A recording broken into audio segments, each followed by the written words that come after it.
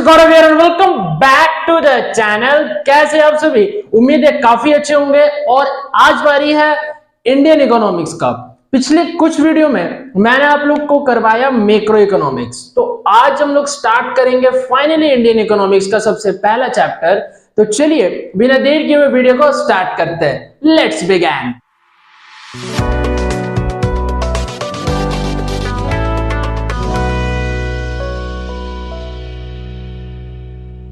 बात करेंगे सबसे पहला चैप्टर जिसका नाम है Indian economy on the eve of independence. Indian economy on the eve of independence की इंडिपेंडेंस जब हुआ तो इंडियन इकोनॉमी का स्ट्रक्चर कैसा था और उस जमाने में जो हुआ इंडिपेंडेंस और आज के टाइम पे कितना इंडिया डेवलप हो चुका है। हालांकि इंडिया को हम लोग डेवलपिंग कंट्री बोलते हैं, बट उस टाइम पे जो मेरा इंडिपेंडेंस हुआ था उस टाइम पे जो कंडीशन था इंडियन इकोनॉमी का आज बहुत ज्यादा अच्छा है। तो चलिए सबसे पहले हम लोग बात करेंगे कि इसका इंट्रोडक्शन क्या है। ठीक है, और बच्चे आप लोग सब्सक्राइबर बढ़ाते रहो यार, मोटिवेशन मिलता है इससे। सब्सक्राइब करते रहो चैनल को, जो भी न्यू है प्लीज चैनल को सब्सक्राइब कर दो। 400 का फैमिली जल्दी कंप्लीट होने वाला है यूट्यूब चैनल पे। स्वाहा, समझ गए? तो थोड़ा सा सपोर्ट करो, मोटिवेशन मिलता है इससे। ठीक है, देखो इंट्रोडक्शन क्या है। ड्यूरिंग दैट पीरियड, उस पीरियड में our Indian economy was colonial economy. What do you mean by colonial economy sir? A stagnant economy and backward economy. Sir, what do you mean by colonial economy? It means एक country ऐसा होता था ना जो कि rule करेगा, जो कि रूलर होगा और उसका जो बाकी जो है वो क्या होगा? कॉलोनी होगा। मतलब उसका रूल मानने वाला होगा। एक राजा होगा, बाकी सब प्रजा होंगे। ठीक उसी प्रकार था कब? जब ब्रिटिशर्स का रूल चलता था तब। स्टैग्नेंट इकोनॉमी यानी कि जीडीपी बहुत ही कम था, जीडीपी बहुत ही कम था। National income per capita income बहुत ज्यादा कम था। उस जमाने में पॉवर्टी हाई रेट में था, जस्ट बिकॉज ऑफ क्या? Exploitation by the Britishers. Britishers हम लोगों को बहुत एक्सप्लॉयट किए थे। ठीक है सर। और बैकवर्ड इकोनॉमी यानी एजुकेशन, हेल्थ स्टेटस, ये सब बहुत ही बैकवर्ड था। बहुत ही दूर दूर तक इसका कोई नामो निशान नहीं था कि एजुकेशन इंपॉर्टेंट है, हेल्थ इंपॉर्टेंट है एक व्यक्ति के लिए कितना, ये सब कुछ भी नहीं था। ठीक है सर। तो इस चैप्टर को समझने के लिए बेसिकली हमको 3 पॉइंट पे ज्यादा ध्यान देना है। क्या क्या? एक double exploitation, next one is your stagnant economy and the next and last क्या? Backward economy. ठीक है, तो सर ये कैसे हम लोग समझेंगे कि double exploitation, stagnant economy, backward economy है क्या? देखो ध्यान से सुनना। डबल एक्सप्लॉयटेशन क्या है सर? हम लोगों को डबल एक्सप्लॉयट किया जाता था, यानी हम लोगों को क्या किया जाता था? एक ब्रिटिशर्स, पहला ब्रिटिशर्स के लिए हम लोग रॉ मटेरियल प्रोड्यूस करते थे, जिसका यूज करके वो लोग फिनिश्ड गुड्स प्रोड्यूस करते थे अपने इंडस्ट्री में। ठीक है। सेकेंड क्या? वही रॉ मटेरियल का यूज करके जो फिनिश प्रोडक्ट बनाते थे ब्रिटिशर्स, वो इंडियंस मार्केट में सेल करते थे in order to earn profit और in order to generate income for their own. ठीक है, उन लोगों के लिए जो इनकम जनरेशन होता था वो क्या? हम लोगों के रॉ मटेरियल से जो प्रोडक्ट बनता था उसके थ्रू होता था। तो ये डबल एक्सप्लॉयटेशन है कि नहीं बताओ? कि इंडिया से हम लोग रॉ मटेरियल एक्सपोर्ट करेंगे ब्रिटिशर्स को और वहां का फिनिश गुड इंपोर्ट करेंगे। तो ये डबल एक्सप्लॉयटेशन है सर, दोनों तरफ से। मतलब इंडिया ही मार खाएगा, इंडिया ही मार खाएगा। कैसे? रॉ मटेरियल एक्सपोर्ट भी कर रहे हैं, एक्सपोर्ट कर रहे हैं ब्रिटिशर्स को, और सर जो वहां पे फिनिश्ड गुड्स बन रहा है उसको इंपोर्ट्स भी कर रहे हैं। तो डबल एक्सप्लॉयटेशन हो गया। ठीक है, तो ये डबल एक्सप्लॉयटेशन था। नेक्स्ट पॉइंट हमारे क्या है? Stagnant economy. कुछ देर पहले ही मैंने जिक्र किया कि जीडीपी और पर कैपिटा इनकम का कंडीशन काफी गंदा था, काफी बहुत ज्यादा, क्या बहुत ज्यादा, एकदम ज्यादा क्या बोल सकते हैं, था ही नहीं जी, एकदम जीरो। जीरो मीन्स जीडीपी पता है कितना था उस जमाने में? जीडीपी कितना था? Less than 2%। जीडीपी कितना था, लेस देन 2%। उस टाइम पे जीडीपी लेस देन 2% था, 2% से भी कम था। और per capita income near about 0.5% per annum. क्या बोले, जीडीपी जो था वो कितना था सर, लेस देन 2%। और पर कैपिटा इनकम मेरा कितना था, पर कैपिटा इनकम था 0.5% पर एनम। सोच लो बच्चा, स्टैग्नेंट इकोनॉमी का मतलब ये होता है, ठीक है, कि जीडीपी लेस देन 2% था और पर कैपिटा इनकम मेरा 0.5% पर एनम था, ठीक है। अब देखो लास्ट टॉपिक क्या है, backward economy. Sir backward in the sense of what kind of backwardness is shown in this point. देखो education, health status, birth rate, death rate, ये सब। एजुकेशन पता है तुमको जान के बहुत ही खुशी होगा, खुशी नहीं हो दुख होगा, कि 17% अप्रोक्स बोल सकते हैं, एक्यूरेट नहीं, 17% लोग क्या थे पता है, लिटरेट थे। क्या थे, लिटरेट थे। और 83% व्यक्ति क्या थे, इलिटरेट थे। सोच सकते हो कि एजुकेशन का स्थिति क्या था उस जमाने में, ठीक है।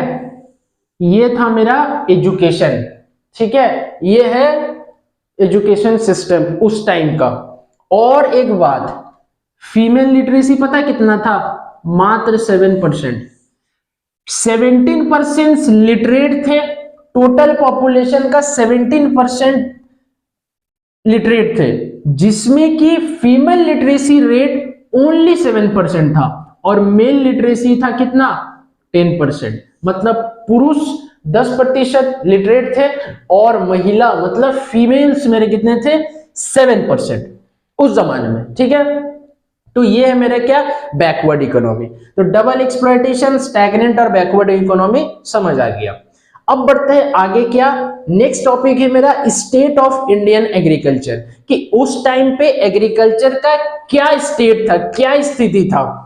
क्या हम एग्रीकल्चर को बता सकते हैं कि कैसे करके एग्रीकल्चर मेरा इतना बहुत ज्यादा एक्सप्लॉइट हो चुका था एग्रीकल्चरल सिस्टम, ठीक है। तो चलो आओ जानते हैं कैसा था। सबसे पहला वर्ड है मेरा क्या, पॉइंट है स्टैग्नेशन, ठीक है। देखो ज्यादातर व्यक्ति उस जमाने के, ज्यादातर इंसान क्या थे, एग्रीकल्चर में इन्वॉल्व थे, एग्रीकल्चर में इन्वॉल्व थे, ठीक है। ज्यादा percentage, near about I think more than 70%, more than 70% engage थे किसमें, एग्रीकल्चर में। कुछ एंगेज थे सेल्फ कंजम्पशन के लिए और कुछ क्या, मार्केटिंग पर्पस के लिए, ठीक है। तो एग्रीकल्चर में एंगेज थे क्या, कितना बोले, मोर देन 70%। लेकिन उन लोगों का जो कंट्रीब्यूशन था टुवर्ड्स नेशनल इनकम वो 58% था। 70 to 70% एंगेज थे एग्रीकल्चर में और उनका जो कंट्रीब्यूशन था टुवर्ड्स नेशनल इनकम वो मात्र कितना था, 58%। शाबाश।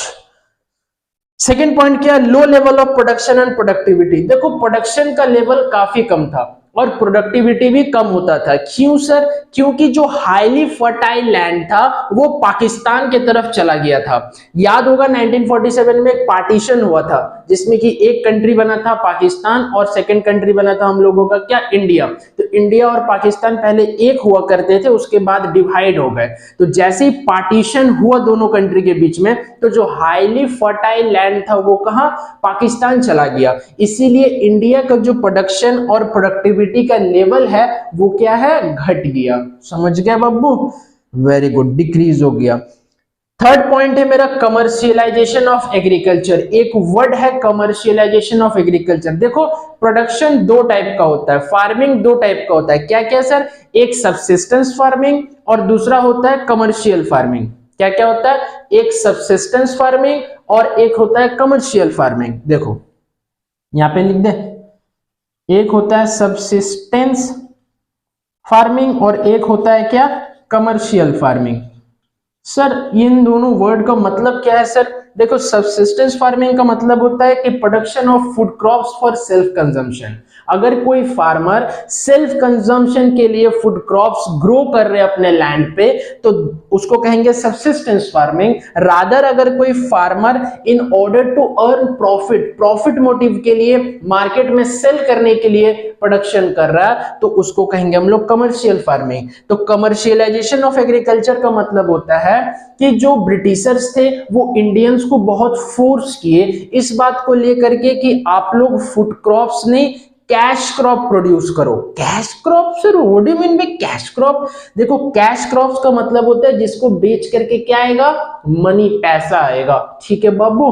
और फूड क्रॉप्स मतलब क्या, जो खाने वाले अनाज, ठीक है। बट अब सर क्या क्या था कैश क्रॉप्स, जैसे कॉटन, इंडिगो, जूट, ये सब कैश क्रॉप है। और आप लोग पढ़े होंगे कि जो इंडिगो मेरा है, इंडिगो ये बहुत ही खतरनाक क्या है, क्रॉप है। ये खतरनाक क्यों है? क्योंकि इसका अगर लैंड में प्रोडक्शन हो रहा है तो वो लैंड का फर्टिलिटी को खराब कर देता है पूरी तरह से। मतलब दूसरे क्रॉप्स अगर आप वहां पे प्रोड्यूस करना चाहते हैं तो आप नहीं कर सकते हैं, ठीक है। तो इंडिगो, कॉटन, जूट ये मेरा था क्या, कैश क्रॉप्स। तो फार्मर्स को फोर्स किया जाता था कि आप फूड क्रॉप्स ने कैश क्रॉप ग्रो करना है आपको। और एक समय तो ऐसा आया कि फार्मर्स जो है ना, फार्मर्स वो खुद मार्केट से वेजिटेबल्स खरीद के खाते थे। तो एक बात बताओ, नॉर्मली केस में क्या होता है, फार्मर्स मार्केट में जाकर वेजिटेबल्स परचेज करेंगे? नहीं करेंगे। बट ऐसा कंडीशन आ गया था, क्यों? क्योंकि फूड क्रॉप्स को प्रोडक्शन बंद कर दिया गया था। कुछ फार्मर्स को बोला गया था कि आप लोग कैश क्रॉप्स प्रोड्यूस करो इंस्टेड ऑफ फूड क्रॉप्स।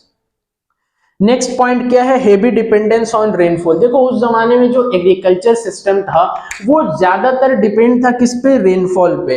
कोई भी permanent means of irrigation develop नहीं किया गया था ब्रिटिशर्स के द्वारा, इसीलिए फार्मर्स लोग रेनफॉल पे डिपेंड रहते थे कि अगर बारिश अच्छी हुई तो फसल भी अच्छे होंगे, क्रॉप्स भी अच्छे होंगे, अगर नहीं हुई तो क्या, क्रॉप्स अच्छे नहीं होंगे, ठीक है। नेक्स्ट एंड लास्ट पॉइंट मेरा क्या है, लैंडलॉर्ड टेनेंट रिलेशनशिप्स। देखो इनका ये जो वर्ड है, ठीक है, इसमें एक वर्ड है लैंडलॉर्ड। अब ये लैंडलॉर्ड क्या करते थे, जमींदार जिसको कहते हैं हिंदी पे, लैंडलॉर्ड क्या करते थे ना कि अपने लैंड पे कुछ फार्मर्स को हायर करते थे कि आप लोग मेरे लैंड पे काम करो, ठीक है। और क्या करते थे, वो लोगों को बहुत ही मिनिमम अमाउंट ऑफ वेजेस पे किया जाता था।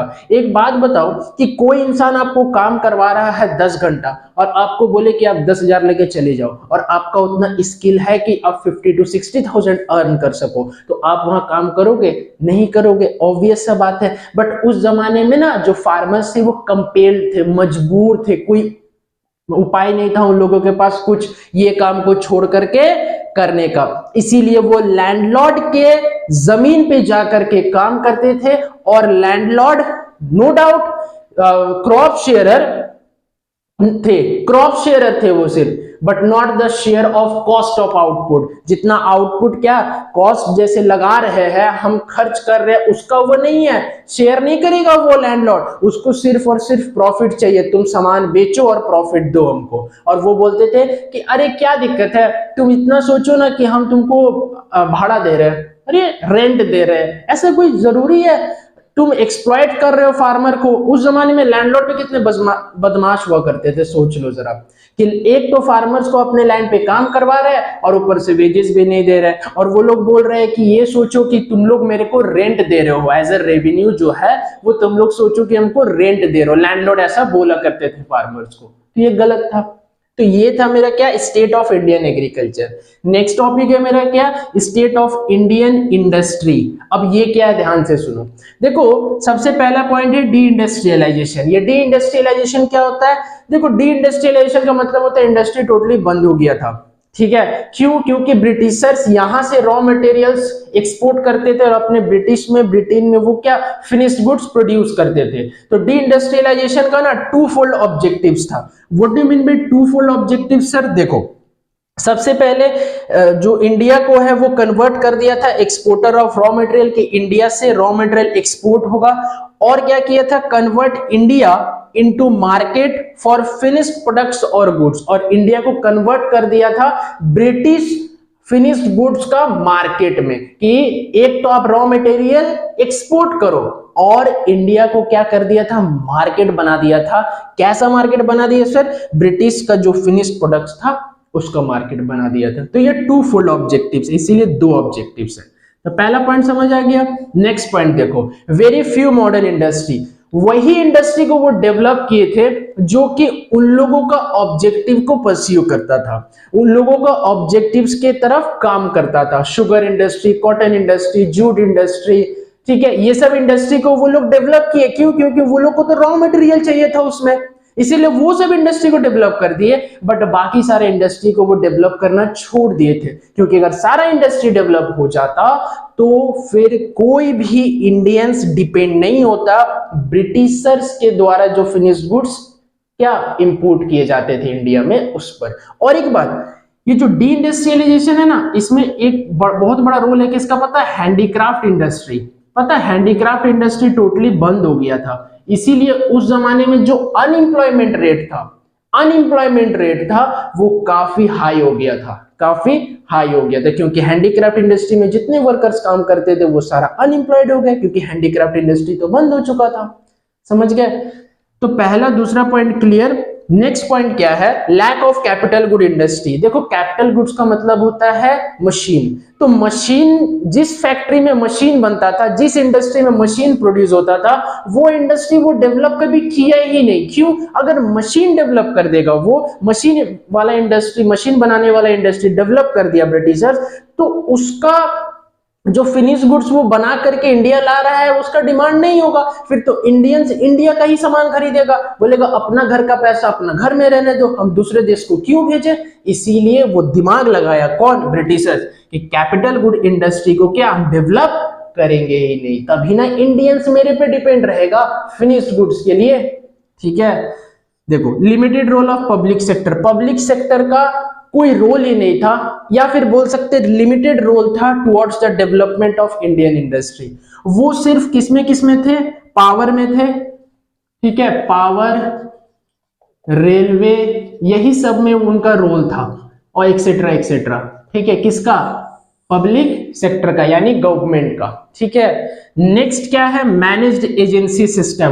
देखो इंडस्ट्री बहुत थे इंडस्ट्री, लेकिन एक बात है कि हर एक इंडस्ट्री को मैनेज करने के लिए एक आदमी चाहिए होता है, ठीक है, मैनेजर चाहिए होता है। तो ब्रिटिशर्स अकेला कोई इंसान सारी इंडस्ट्री को मैनेज नहीं कर सकता, इसीलिए उन्होंने एक काम किया कि एक मैनेजर को हायर करेंगे जो कि मेरा सारा इंडस्ट्री का देखभाल करेगा, हमको सारा रिपोर्ट लाके देगा, और उसके लिए हम लोग उसको क्या देंगे, रेम्यूनरेशन या फिर कमीशन, ठीक है, जो कि उसका सैलरी होगा। समझे? तो मैनेज्ड एजेंसी सिस्टम। उसके बाद क्या था, कंट्रीब्यूशन टू जीडीपी। देखो इंडस्ट्री का जो कंट्रीब्यूशन था टुवर्ड्स जीडीपी वो 17% था, और towards employment 10%। Towards employment 10% means only 10% of the total population is engaged in industry. समझ गए? तो ये था स्टेट ऑफ इंडियन एग्रीकल्चर, और ये था मेरा स्टेट ऑफ इंडियन इकोनॉमी। अब बात करेंगे क्या, demographic features of Indian economy. ठीक है, तो चलो आप लोग स्क्रीनशॉट लेना चाहते हैं या नोट डाउन करना चाहते हैं पॉइंट्स तो कर सकते हैं। चलो अब बात करेंगे क्या, डेमोग्राफिक फीचर्स का, कि डेमोग्राफिक फीचर्स क्या है। देखो ध्यान से सुनना, साइज ऑफ पॉपुलेशन। देखो जो सेंसस होता है ना, सेंसस वो 1881 में पहला सेंसस हुआ था, फर्स्ट सेंसस कब हुआ था, 1881 में, और हर 10 साल बाद मींस आफ्टर 10 इयर्स क्या होता है, सेंसस होता है। तो इसके बाद कब हुआ होगा, 1891, देन आफ्टर कब हुआ होगा, 1901, फिर हुआ होगा 1911, फिर 1921, ठीक है, फिर 1931, 1941, और फिर 1900 क्या 51। तो अगर कोई पूछेगा कि फर्स्ट सेंसस कब हुआ था, तो आप जवाब दीजिएगा, आंसर होगा 1881 first census. But independent India में क्या बोल रहे हैं, ध्यान से सुनना, जरा ध्यान लगाइएगा, अगर पूछेगा इंडिपेंडेंट इंडिया में फर्स्ट सेंसस कब हुआ था, क्या बोले सिर्फ फर्स्ट सेंसस पूछेगा, आंसर आपका होगा 1881। बट अगर आपसे पूछा जाएगा कि इंडिपेंडेंट इंडिया में फर्स्ट सेंसस कब हुआ था, तो 1951 आंसर होगा। Why sir? बिकॉज 1941 तो 1947 में इंडिपेंडेंट हुआ इंडिया, और 1941 के बाद हुआ 1951 में। तो ये इंडिपेंडेंट इंडिया का पहला सेंसस नहीं है। अगर 41 अगर आप ऑप्शन टिक कीजिएगा तो ये तो गलत होगा फिर, क्योंकि सर 47 में इंडिपेंडेंट हुआ, 41 तक तो क्या इंडिपेंडेंट नहीं हुआ था, डिपेंडेंट था। तो साइज ऑफ पॉपुलेशन में क्या हुआ ना कि 1921 is the year considered as the year of great divide. ठीक है, और ये देखा गया कि जो पॉपुलेशन का साइज है वो चेंज होता था, कभी घटता था कभी बढ़ता था, कभी घटता था कभी बढ़ता था, ऐसे चेंज होता था। चेंज मतलब दोनों इंक्रीज डिक्रीज। बट आफ्टर 1921 या 1921 onwards population cannot never decline, वो कभी डिक्लाइन हुआ ही नहीं, वो कभी डिक्लाइन हुआ ही नहीं। 1921 के बाद वो क्या हुआ, kept on increasing day by day. ठीक है, तो 1921 के बाद क्या हुआ, इंक्रीज करता चला गया। अब देखो high birth rate and death rate. Birth rate का मतलब कि नंबर ऑफ लाइव चिल्ड्रन पर 1000, और डेथ रेट का मतलब number of death of persons पर 1000। ठीक है, तो उस जमाने में मतलब 1931 से 41 आई थिंक, या फिर 41 से 51 तक का डेटा है ये, कि बर्थ रेट जो था वो 45 पर 1000 था, और डेथ रेट क्या था 40 पर 1000 था। ये कंडीशन है क्या, high birth rate and death rate. ठीक है सर। नंबर थर्ड क्या है, लिटरेसी रेट। अभी बताया कि जो लिटरेसी रेट है वो 17% है, और जो फीमेल लिटरेसी रेट है वो कितना है 7%, और मेल लिटरेसी कितना है 10%। बाकी जो 83% है हमारे टोटल पॉपुलेशन का वो क्या है, इलिटरेट है। क्लियर हो गया? क्लियर है sir. Poor health facility. Sir health facility का कंडीशन बहुत खराब था, ये तो मैंने पहले ही जिक्र कर चुका था कि हेल्थ फैसिलिटी, एजुकेशन, इसीलिए ना बैकवर्ड है इंडियन इकोनॉमी उस जमाने में था। ठीक है, तो poor health facility, sir health facility बहुत गंदा था। या तो लार्ज पॉपुलेशन तक वो जा सकता था हेल्थ फैसिलिटी, या फिर हाईली इनसफिशियंट था, इतना इनसफिशियंट था कि कोई जरूरत व्यक्ति तक वो फैसिलिटी पहुंच ही नहीं पाता था। और इन्फेंट मोर्टेलिटी रेट कितना था 218 पर 1000।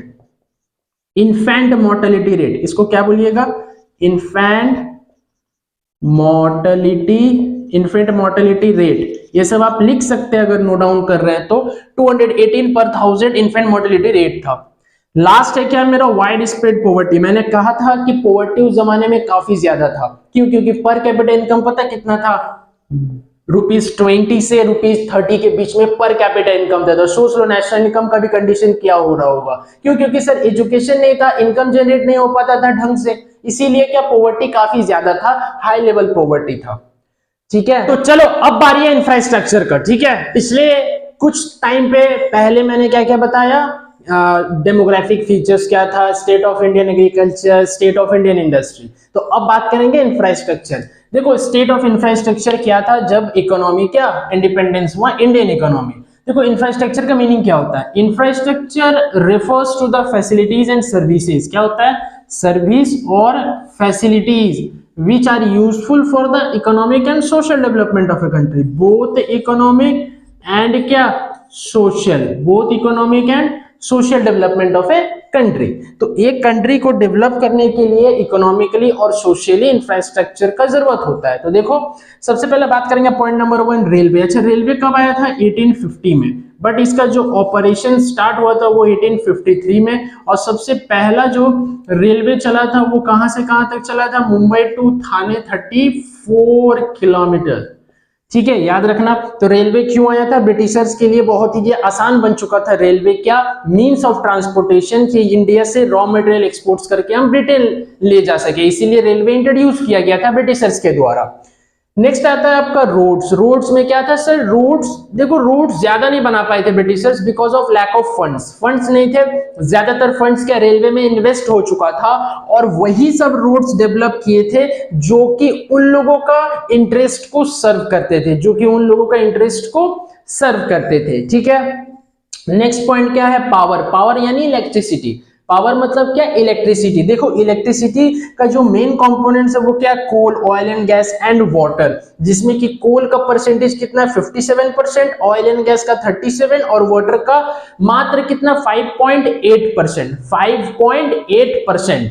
ठीक है, तो 5.8% वाटर का कंट्रीब्यूशन है।